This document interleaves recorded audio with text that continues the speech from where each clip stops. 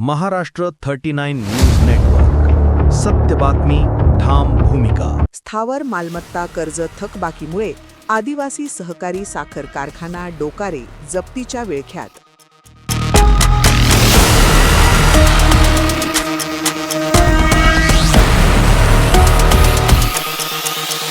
कारखाना बंद, शेतकऱ्यांच्या अडचणी शिगेला. 24 वर्षे सुरळीत धावलेला आदिवासी सहकारी साखर कारखाना डोकारे आज ठप्प.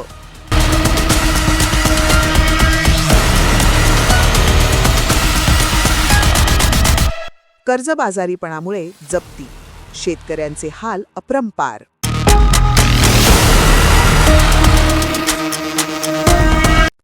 नवापूर तालुक्यातील डोकारे येथील आदिवासी सहकारी साखर कारखानाने धुळे व नंदुरबार जिल्हा बँकेचे कर्ज रुपये 10,51,00,000 न फेडल्यामुळे जिल्हाधिकाऱ्यांच्या आदेशान्वये मंगळवार दिनांक 24 मार्च 2024 रोजी कारखान्यावर जप्तीची मोठी कारवाई करण्यात आली.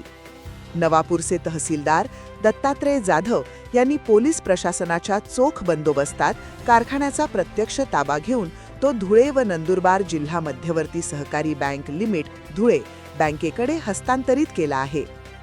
मिळालेल्या माहितीनुसार द्वारकाधीश साखर कारखान्याने बँकेमार्फत प्रस्तावित असलेल्या या कारवाईच्या विरोधात ऋण वसुली अधिकरण छत्रपती संभाजीनगर येथे धाव घेऊन स्थगिती मिळवण्याचा प्रयत्न केला होता.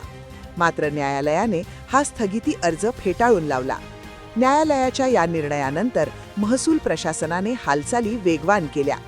जिल्हाधिकाऱ्यांनी पारित केलेल्या आदेशाचे पालन करत तहसीलदार दत्तात्रय जाधव यांनी पोलीस निरीक्षक अभिषेक पाटील व त्यांच्या पथकाच्या उपस्थितीत कारखान्याची सर्व स्थावर मालमत्ता जप्त करण्याची प्रक्रिया पूर्ण केली. सदर कारवाई करून बँकेच्या ताब्यात कारखाना देण्यात आला आहे.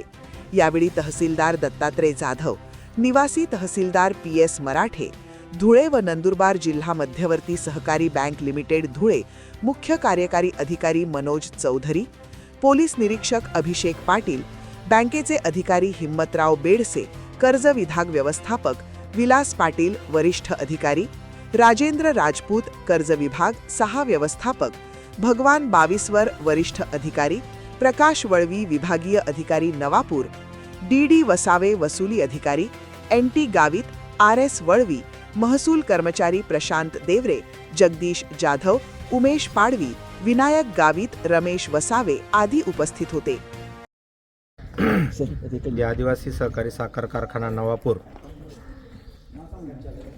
डोकारे तालुका नवापूर जिल्हा नंदुरबार या कारखान्याला धुळे व नंदुरबार जिल्हा मध्यवर्ती सहकारी बँकेने दिलेल्या कर्जाची परतफेड न झाल्यामुळे हा कारखाना आज रोजी सिक्युरिटायझेशन ॲक्ट अंडर माननीय जिल्हाधिकारी महोदय यांनी स्थावर मालमत्ता ताब्यात घेण्याबाबत आदेश केलेला होता आणि आज दिनांक 24 मार्च रोजी आम्ही या कारखान्याच्या साईटवर येऊन रीतसर या कारखान्याचा पंचनामा केलेला आहे आणि पंचनामा करून त्यांच्या ज्या जमिनी आम्हाला माननीय जिल्हाधिकारी महोदयांनी अलॉट केलेल्या होत्या, गहाणखताद्वारे आमच्याकडे ज्या तारण ठेवलेल्या होत्या, या सर्व जमिनींचा आम्ही आज रोजी पोजेशन हे घेण्याची प्रक्रिया ही सुरू आहे. थकलेल्या कर्जामुळे हा कारखाना आज रोजी आम्ही घेतलेला आहे. किती कर्ज थकलं होतं? कर्ज जवळपास दावा दाखल केला त्यावेळेस 10,51,00,000 रुपये हे थकीत कर्ज होतं आणि हा कारखाना द्वारकाधीश साखर कारखान्याने भाड्याने घेतलेला होता आणि द्वारकाधीश साखर कारखाना व डोकारे आदिवासी साखर कारखाना आणि जिल्हा बँक यांच्या त्रिपक्षीय करारान्वये द्वारकाधीश साखर कारखान्याने आम्हाला ॲश्युअर्ड केलं होतं की ह्या कर्जाचं जे हप्ते येतील ते हप्ते आम्ही परतफेड करू, परंतु हे हप्ते परतफेड न झाल्यामुळे ते कर्ज थकीत झालं आणि ते NPA झाल्यामुळे आज रोजी कारखाना हा ताब्यात घेण्याची प्रक्रिया आम्ही सुरू केली. आज दिनांक 24 रोजी द्वारकाधीश साखर कारखाना हा DRT कोर्ट औरंगाबाद येथे त्यांनी दावा दाखल केला होता. ती पोजेशन प्रक्रिया जी आहे ती थांबवण्यासाठी त्याला स्टे मागितला होता, परंतु आजच्या जे हिअरिंग झाली, कोर्टाची सुनावणी झाली, त्यामध्ये कोर्टाने त्यांचा जो दावा आहे तो फेटाळलेला आहे आणि आम्हाला पोझिशन घेण्यासाठी प्रोसीड करण्यासाठी आदेश दिलेले आहेत.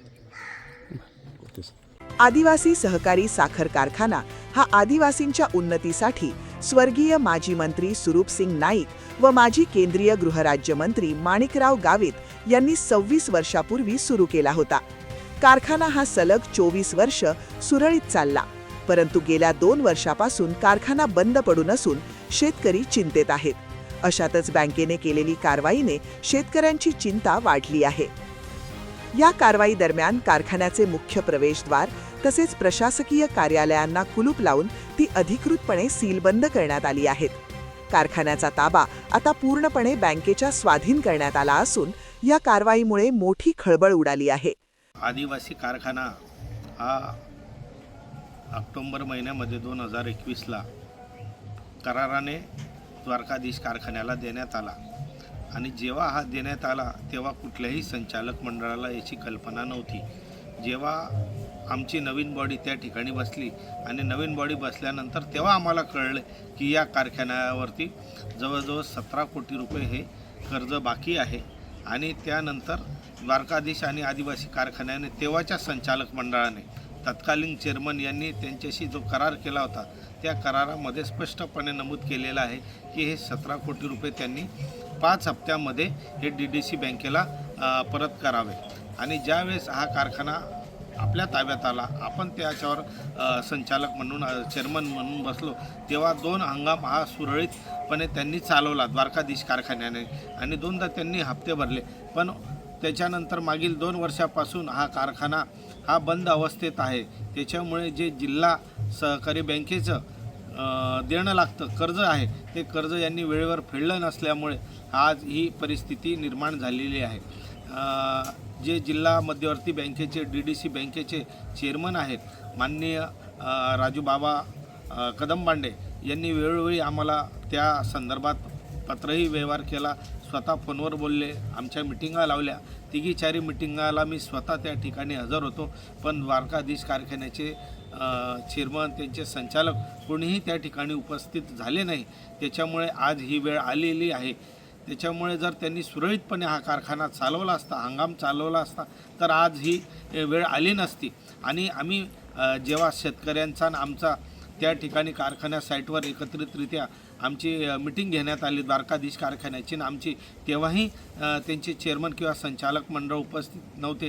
त्यांचे मुख्य शेतकी अधिकारी यांना त्या ठिकाणी पाठवून दिलं. त्यांना कुठलाही अधिकार नसताना त्या ठिकाणी त्यांना पाठवून दिलं. फक्त बघ्याची भूमिका त्यांनी घेतली. आम्ही त्यावेळेसही पोटतिडकीने सांगितलं की कारखाना चालवण्यासाठी द्वारकाधीश कारखाना हा असमर्थ असेल आदिवासी कारखाना चालवण्यासाठी.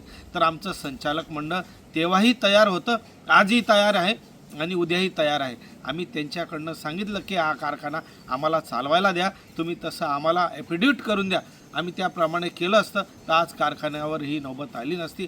याला सर्वस्व जबाबदार हे मागचं संचालक मंडळ आणि ज्या द्वारकाधीश कारखान्याने हे घोळ घातलेला आहे याला सर्वस्वी जबाबदार ते लोक आहेत. सावंतांनी ही आडमुठीची धोरण केलं आणि हा आदिवासी शेतकऱ्यांचा कारखाना जाणून बुजून त्यांनी बंद पाडलेला आहे. याला सर्वस्वी जबाबदार हे द्वारकाधीशचे चेअरमन ते शंकरराव सावंत, सचिन सावंत आणि कैलास सावंत हे प्रमुख लोक याला जबाबदार आहेत. प्रशासनाने कार्यक्षेत्रातील 6 महत्त्वाच्या मालमत्तांचा ताबा घेतला आहे. साखर कारखाना मुख्य साईट डोकारे, वाहनतळ, पेट्रोल पंप आणि ETP विभाग, परिसरातील मंदिर आणि शैक्षणिक कॅम्पस, शेतकी निवास आणि कर्मचारी वसाहत, नर्सिंग वृक्ष लागवडीसाठीची जमीन, प्रेसमड आणि राख साठवणुकीची जागा. कर्ज वसुलीसाठी करण्यात आलेल्या या कडक कारवाईमुळे सहकारी साखर कारखाना क्षेत्रात चर्चेला उधाण आले आहे. आता कारखान्याच्या भवितव्याबाबत प्रश्नचिन्ह निर्माण झाले आहे. या संदर्भात संबंधित संचालक मंडळ काय कारवाई करते याकडे आता सर्वांचे लक्ष लागून आहे. कारखाना कधी सुरू होईल याबाबत शेतकरी वर्ग आतुरतेने वाट पाहत आहे. महाराष्ट्र 39 न्यूज नेटवर्कसाठी अजय राजपूत, नवापूर.